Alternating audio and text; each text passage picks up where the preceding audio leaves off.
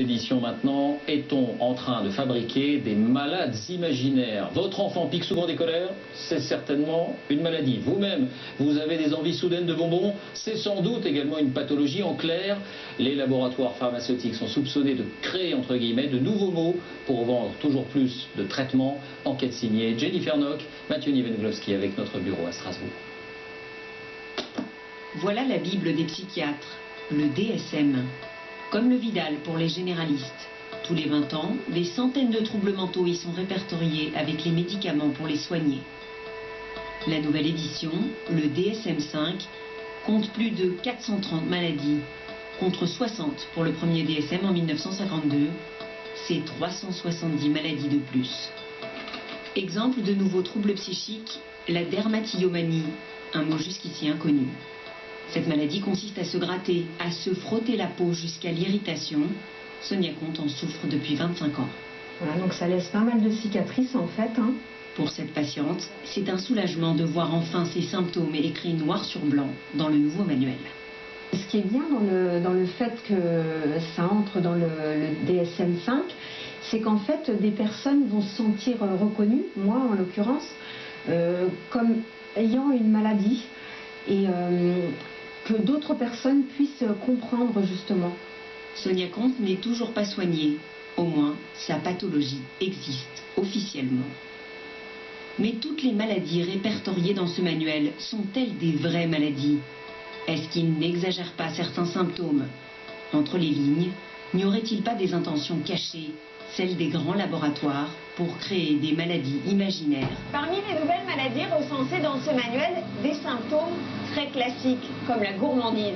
Par exemple, s'il vous arrive de manger en dehors des repas, en grande quantité, au moins une fois par semaine, vous souffrez peut-être d'hyperphagie incontrôlée. Autre cas de figure, imaginons que votre enfant est irritable. Il fait aussi plus de 3 colères par semaine. Attention, il souffre peut-être d'un syndrome dit d'humeur explosive. Et derrière tous ces syndromes, il y a des perspectives de traitement. Voilà justement ce que dénoncent plusieurs psychiatres français, comme Patrick Landman.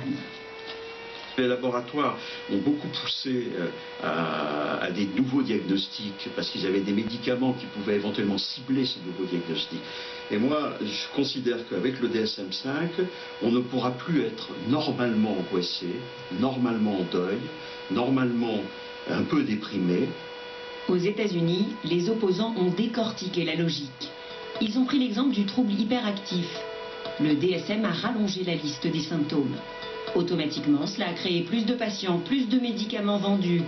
Un marché de 50 millions de dollars en 1994, devenu 7 milliards en 2010. Des dérives dont ce père de famille pense avoir été victime. Ce patient a été récemment déclaré borderline, un trouble de la personnalité répertorié dans le manuel, avec 9 symptômes très précis, comme le sentiment d'abandon. Pendant 4 mois, il a pris des antidépresseurs et s'est senti encore plus mal. Finalement, tout devient explicable par cette maladie, notamment les relations avec votre compagne, par exemple, avec vos collègues au travail, avec votre famille. Vous êtes enfermé dans ce diagnostic. Pour son nouveau psychanalyste, c'est la preuve que le surdiagnostic peut parfois être dangereux. Le sujet va se conformer à ce qu'il devrait être, c'est-à-dire que vont augmenter sa peur de l'abandon, son stress. Une Bible critiquée donc. Ça, c'est le DSM-4. Mais pour ses défenseurs, elle reste la référence. Le seul moyen de mesurer les avancées de la science au niveau international. Ça permet d'avoir un langage commun pour les psychiatres. Auparavant, il n'y avait pas vraiment de définition des troubles mentaux et chaque psychiatre pouvait comprendre à sa manière les différents diagnostics. Donc ça permet d'avoir une définition commune aux différents psychiatres et même une définition auquel peut même accéder le public, parce que maintenant le DSM est sur Internet. Aux patients et aux médecins de trouver maintenant le mode d'emploi pour ne pas prendre ce dictionnaire au pied de la lettre.